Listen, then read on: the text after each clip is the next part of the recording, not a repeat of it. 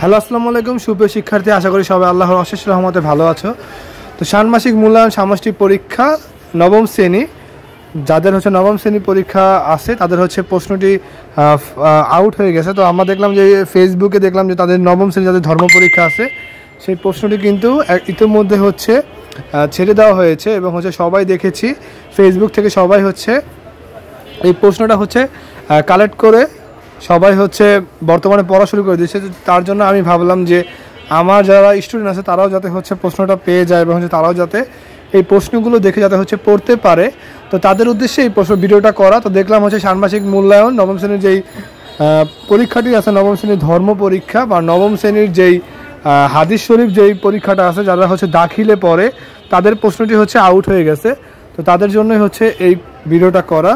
তো তোমরা ইতিমধ্যে দেখতে পাচ্ছ তোমাদের 1 নম্বরে সঠিক প্রশ্ন উত্তর আসবে, যেটা টোটাল মনে হয় 40টার মতো নৈবিত্তিক আসবে। তো প্রথম পেজে দেখলে 21টা, আর এখন দেখো আরও 40টার মতো, আরও এখানে বাদবাকি আরও কতগুলো আছে, তার মানে টোটাল 40টার মতো তোমাদের এখানে প্রশ্ন আসবে। তারপর আমরা দেখতে পাচ্ছি যে তোমাদের খ বিভাগে যে কোনো 5টি প্রশ্নের উত্তর দাও, এটা দিতে হবে। তো মান নির্ণয়, দেখো মান দেওয়া আছে 10 গুণ 5 এরকম 50। তারপর এটা 2-এর কত দেওয়া আছে বাংলা অনুবাদ করো, তো বাংলা এটার অনুবাদ করতে হবে। তারপর খতে দেখো উত্তর দাও, মানে এখানে দেখো লা ইলাহা এটা কি জানি এটা লিখছে যেটা ক্লিয়ার বোঝা যাচ্ছে না, তো এটার সারমর্ম লিখতে বলছে। তারপর এখানে দেখো আরও অনেক কিছুই আছে, যে তাহকিক করো, যে কোনো 2টি শব্দ এগুলো তাহকিক করতে বলছে। তো দেখো তোমাদের যারা নবম শ্রেণীর দাখিলের আছো তাদের কিন্তু এই প্রশ্নটি আউট হয়ে গেছে এবং তোমাদের 100% শিওর যে তোমাদের এই প্রশ্নটি দিয়েই পরীক্ষায় আসবে। তো যারা জেনারেল লাইনে আছো তাদেরও প্রশ্ন আউট হওয়ার সাথে সাথে আমি তোমাদেরকে ভিডিও আপলোড করে এবং প্রশ্নটা সহ ভিডিও আপলোড করে দিব। তো তারা অবশ্যই চ্যানেলটিকে সাবস্ক্রাইব এবং কমেন্ট লাইক শেয়ার দিয়ে রাখো, যাতে আমি তোমাদের যে সাধারণ প্রশ্নটা, মানে সাধারণ জেনারেল লাইনে যারা আছো স্কুলে পড়ো তাদের যে ধর্ম পরীক্ষাটা আছে নবম শ্রেণীর, সেই প্রশ্নটার ভিডিও আমি ছেড়ে দিব। এছাড়াও যারা 6, 7, 8-এ পড়ো তাদের কোশ্চেনগুলো আমি পাওয়ার সাথে সাথে কিন্তু আমার ইউটিউব চ্যানেলে ছেড়ে দেবো।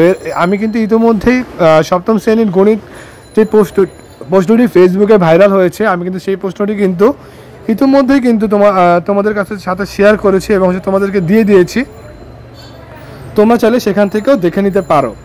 তো দেখো তোমাদের 3 নম্বরে কিন্তু বাংলার অনুবাদ করো এটা আছে, আবার 4 নম্বরে আছে আবার বাংলার অনুবাদ করো, আবার দেখো 5-এও আছে বাংলার অনুবাদ করো, আবার 6-এও আছে বাংলার অনুবাদ করো, আবার 7-এও আছে বাংলার অনুবাদ করো। দেখো সবই তোমাদের খালি অনুবাদ অনুবাদ অনুবাদ। তো যারা আমি আবার বলছি, যাদের কিন্তু এই কোশ্চেনটা শুধুমাত্র যারা দাখিলে পড়ো, মানে যারা মাদ্রাসা লাইনে আছে তারা দাখিলে পড়ে তাদের এই প্রশ্নটা ভাইরাল হয়েছে ফেসবুকে। ইতিমধ্যেই অনেকের কাছে এই প্রশ্নটা চলে গেছে, তো যার জন্যই আমার এই ভিডিওটা করা।